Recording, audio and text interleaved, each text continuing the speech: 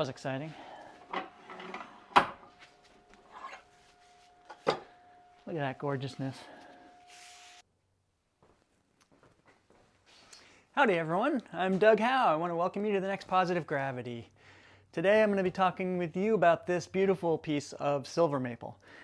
There's another video I have out that talks about the other half of this piece and the rest of the tree, and how the wood was sourced and why I cut it up the way I did. So I'm not going to talk a lot about that in this video. I will provide a link to that video either right here or at the end of the video. I'll probably also put a link to it in the text for this video. So you can go check that out and find out how I sourced this wood and how I cut it up, why I cut it up the way I did. But today we're going to focus mostly on how I'm going to get this onto the lathe and get it turned. So you can see this is half a crotch. This is about 2 months old when I got it fresh cut. It was fully green and wet. I just coated the ends with anchor seal and stored it until I could get to it. So it's been a couple months now and it's still plenty wet, and there's no cracking going on here at all. So yeah, you can see this was the trunk, and there was a fork in the tree here, so there's a nice crotch spot here. This was interesting to me. Like I said, I talked about that a lot more in the other video, so I'm not going to discuss that so much here. But how are we going to get from here to something on the lathe? I can't put this on my lathe, it's much too big. But I have, I just cut out some cardboard circles. This one, 18 inches, I think is the biggest one I have. I think I can fit barely 20 inches on my lathe, so I can get just a little bit bigger than this one. So you can see I'm going to kind of get the round here. I've drawn a black line on here, so that's roughly where I want to get to when I get it on the lathe, and I want to make it as big as I can. So what I need to figure out is how I'm going to get this part cut off. It's pretty big to manhandle on the bandsaw, so I don't know, I might just go get the chainsaw and just make a couple cuts here to make this a bit smaller, and then maybe I can get it on the bandsaw. So I think that's what I'm going to do. Seems the easiest. And the center is right here, so there's some nice feathering down all through here that I want to maintain in the finished piece. And for this one, I'm not quite sure yet. I think once I get these cut off, we can talk again about whether this is going to be the top or the bottom, and whether that's going to be the bottom or the top, and whether this is going to be a platter or a set of platters or maybe a bowl with a wide rim. I'm just not sure yet. So we'll figure that out as we go. But the first step anyway is to get rid of these trunk pieces, and I want to preserve as much as I can. I can probably make some boxes out of these. There's a little bit of pith coming down here. There's a little bit of cracking starting right here, so I need to get this processed and get rid of that before it gets bigger. A little bit of pith and cracking right here, so I need to get this onto the lathe and get rid of that before it gets worse. I don't want to lose our piece. So that's where we're at. That's what we're doing. I'm going to go ahead and get set up with the chainsaw, and we will lop this off, get it onto the bandsaw, round it up, and take it over to the lathe.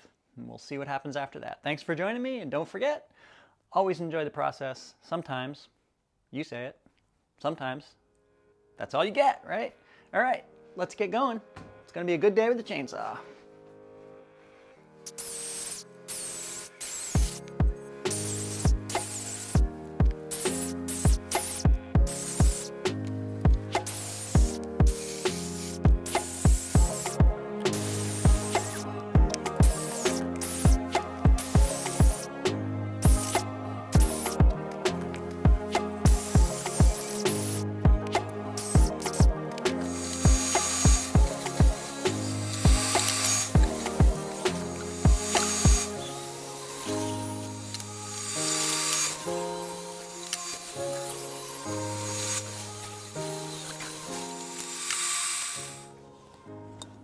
So we need to decide now if this is going to be the top or the bottom before I mount it onto the lathe.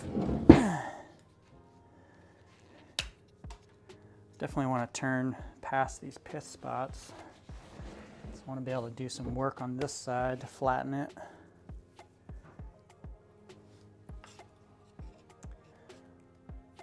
So I think to do that, I really need to put the faceplate on here.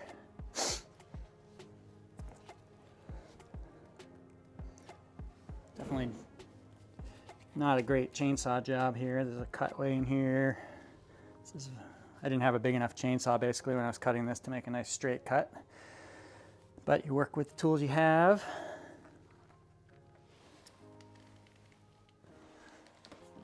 Trying to get it kind of level so I know how I want to put my faceplate on. If I just mount it on there and it's crooked, I'm going to lose a lot of wood. So I'm trying to find the optimal orientation.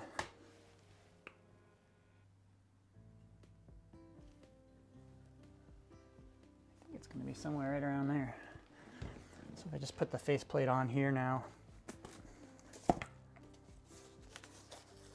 do want to be centered on this pith, or on this stress line here.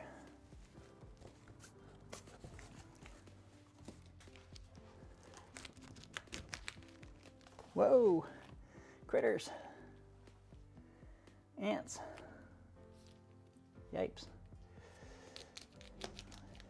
Wow, we don't need them in the house.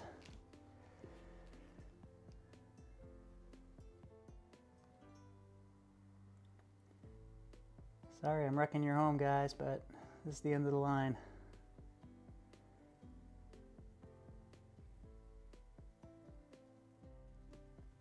Critters.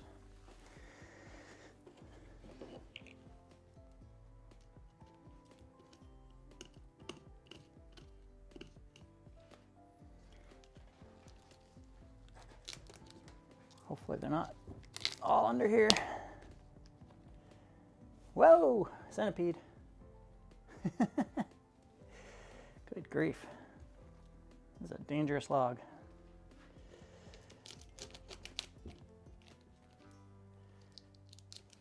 Okay, I've roughly located the middle using my template here. The key thing that I'm trying to get is the alignment of this center piece. I want that to be in my in the center of my bowl when I'm done. So I want to make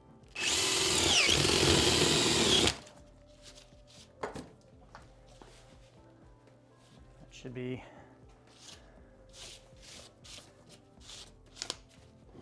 somewhat close to what I want.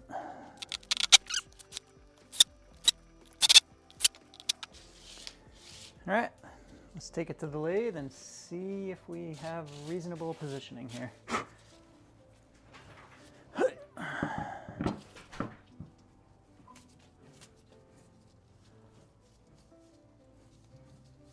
There we go.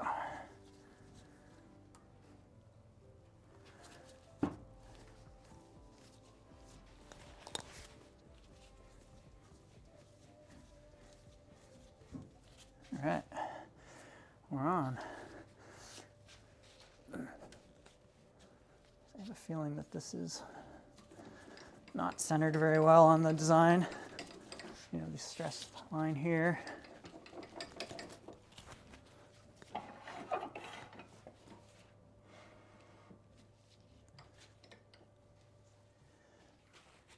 Looks like if I move it a bit, I could save some wood, but at the same time, if I center this, I'm going to cut off more over here, and that's where it's sticking anyway. Boy. What would you do?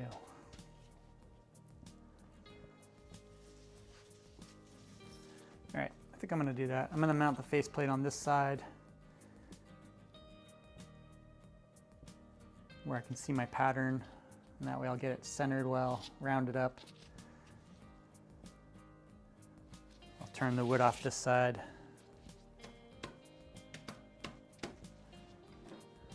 I really don't want the stripe going down just off center because it's going to look weird, so I think I really need to put the faceplate here to get this right. All right, so there's what I did. I flipped this over. I decided to mount it on here. The surface that I have here isn't terrible, so I decided to go with that in terms of the angle. I drew a line down this stress line that I want to retain, and then I just lined up these 2 screws on it, so I'm pretty well centered on the decorative part of the piece. And now the trick is flip it around, see if it spins, take off any edges that are too big, and off we go. So let's see what happens. Oh my God, it's still heavy.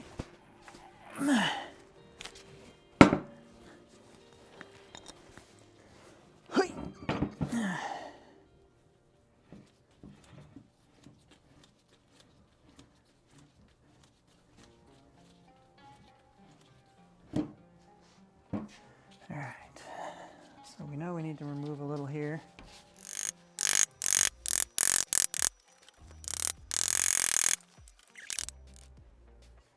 All right, we're ready to go. Got a freshly sharpened 1/2-inch bowl gouge.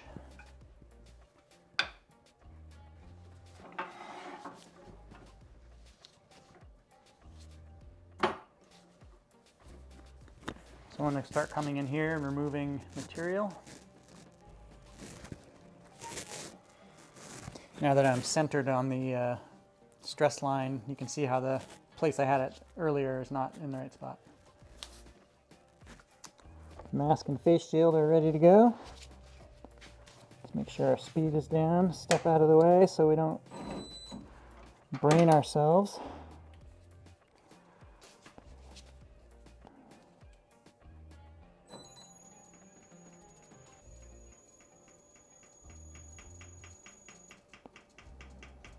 That's about all I'm going to get right now. It's 300 RPM.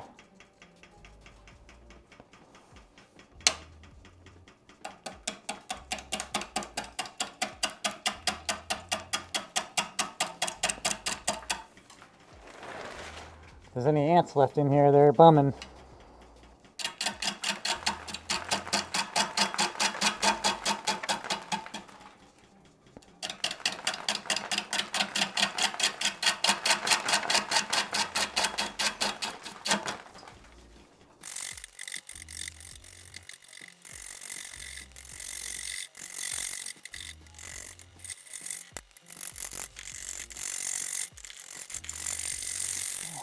Let's round this bad boy up. Well, that's why we spin it before we turn it on.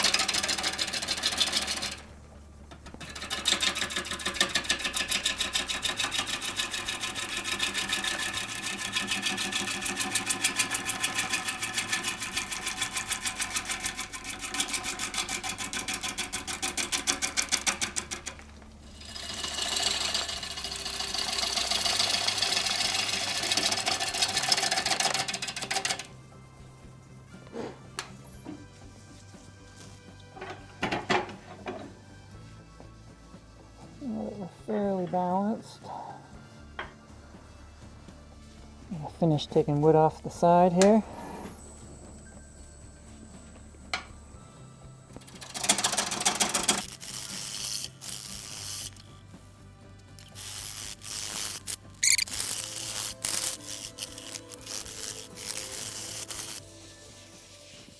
Alright, so I'm starting to leave wood here for my tenon. Looks like I need to go a little bit deeper for that.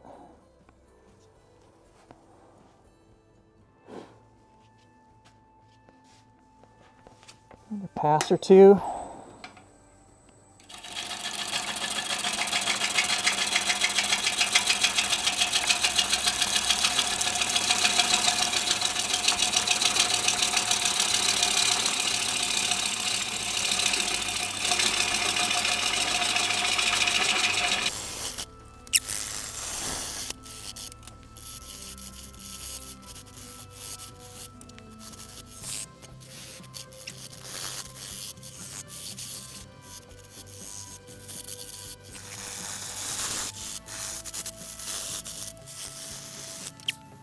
good sized, good looking tenon there.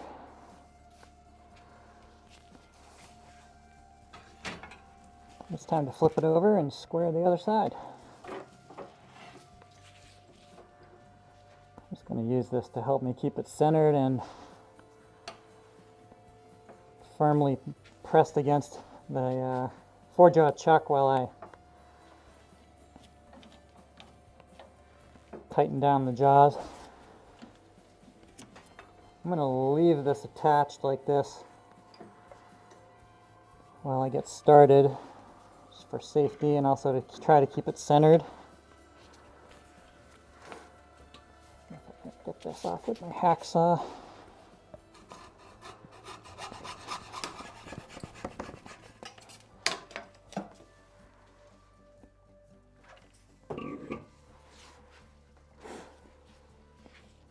So we need to turn this down flat, so we're going all the way back to here. Start by just nipping off this protruding part here.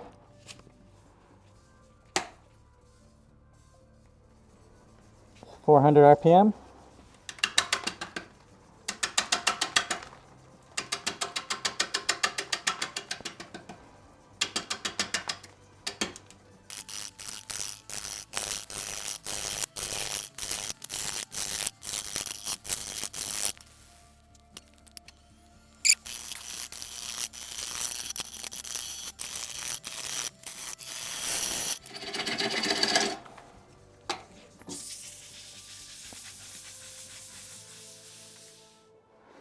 Well, we're getting into this nice figuring now. We're almost there. Just need to go a bit more to get to this low spot right here.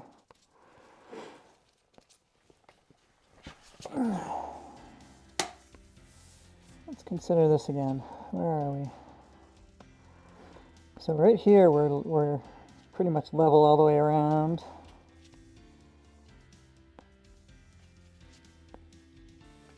Maybe a little high spot here, but it's out here. If this is going to end up being the top, if I made a large dish out of this, I'm going to be tapering this up anyway, so I might not need to remove much more in the middle here. It's really just starting to curve this up.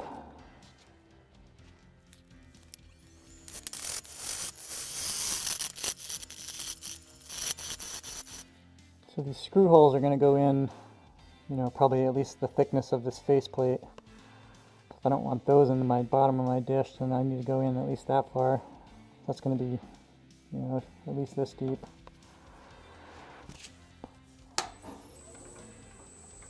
So I'm just starting to bring this curve up.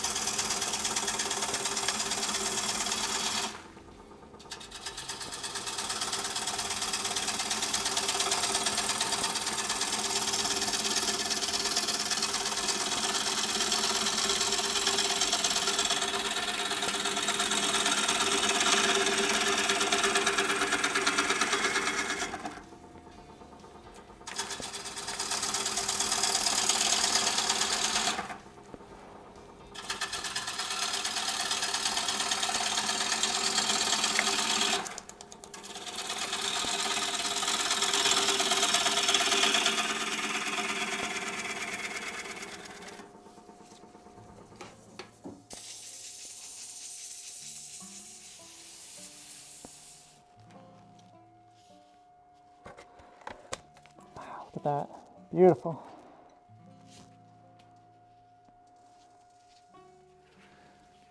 So the question is, what shape am I going to make this? What if this is going to be a platter? Where's the bottom lip going to be? What's the top going to be? Is it going to have a wide lip and then a dish in the middle? It's just going to be one long curved dish. And also, is there any possibility that I could snip a little bowl out of the top of this rather than just turn all these insides away? Could I get more out of it?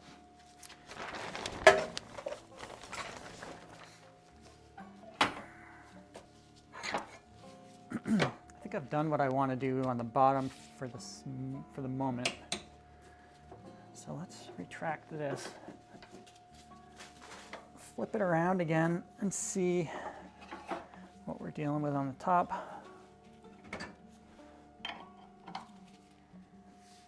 So we're not quite into the nice figuring yet on the top here, so I can probably go a little bit lower. All right, so I decided I'm not going to try to core this out or anything. It's just not deep enough, really. I'm going to want to taper this up, but I don't want to taper it so high that I run out of the nice feathering pattern. So I'm only just starting to get into it. So I'm going to turn some more off this surface. I'm going to leave this tenon here because I think I'm going to want to flip it around and do a little more work on the bottom. But I'm going to keep removing wood here until I get to that nice feathering pattern. It's nice and strong on the bottom. So I want to make sure I get some on the top.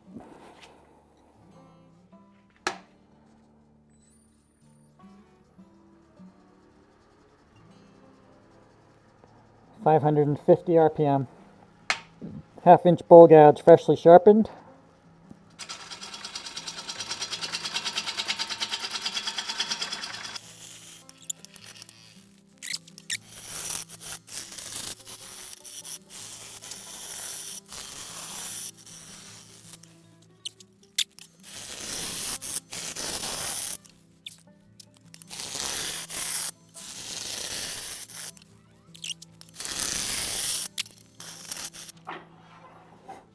All right, let's flip it around again and mount it by the tenon and do a little more work on the shaping from the bottom.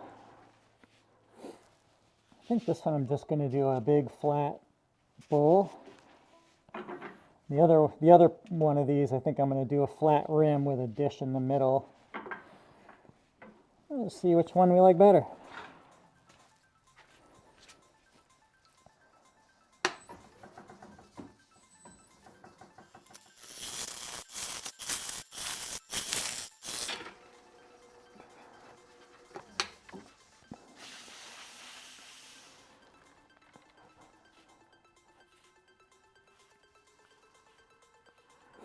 So I want to be sure to leave this thick enough that it can dry and then get returned round and finished. So it's going to be a twice turned piece.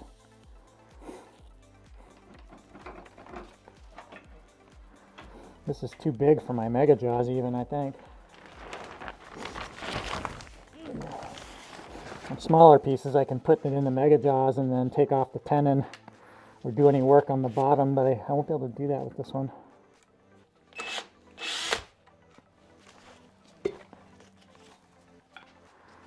Alright, so we're going to turn this into a tenon.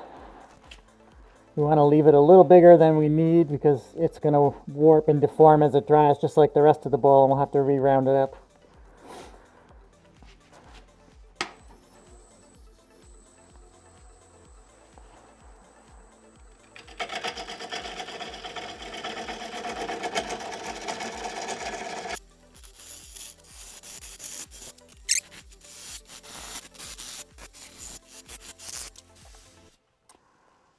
That's a good looking tenon.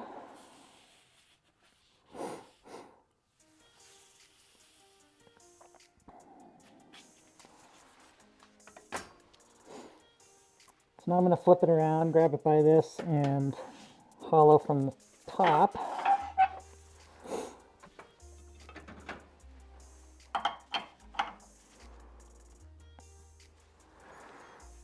So I'm going to take this all down to being about 1.5 inches thick. So I'm just going to follow the contour from the bottom on the top. A little wobbly.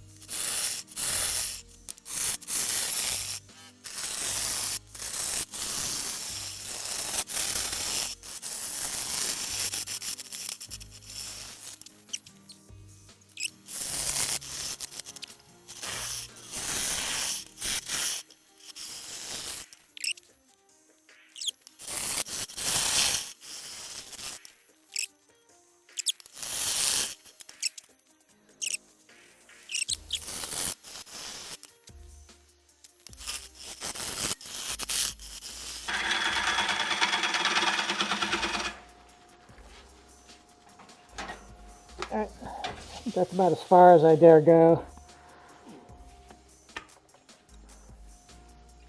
Well, that was exciting. Look at that gorgeousness.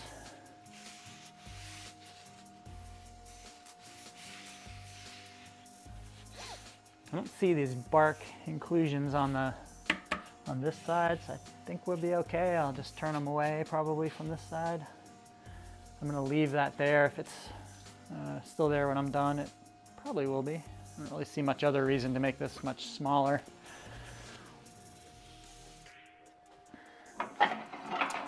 So the next step then is to take this off. I'm going to take a bunch of this wet wood shavings, put it, I'm going to paint the end grain on this with anchor seal. I'll probably paint some of the surface as well, like these parts. Same thing on the back. Don't want it to dry too quickly and crack.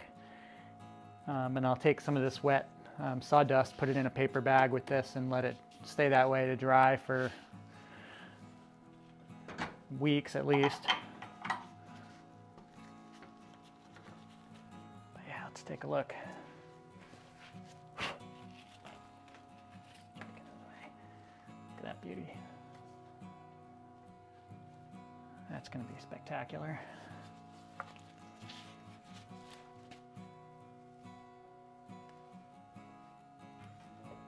So nice. All right, well, thanks for joining me on this journey. I will be packing this up and letting it dry, and I'll probably have another video when it comes time to take this out again and do the finish work on it. But for now, step one is done. Thanks for joining me. Hit that follow button if you like, hit the subscribe button if you like the content, and I'll continue to be putting out content about once a month, once every 3 to 4 weeks probably, throughout the year. So happy 2024, and thanks for joining me. Take care. I'll see you on the next one. Bye.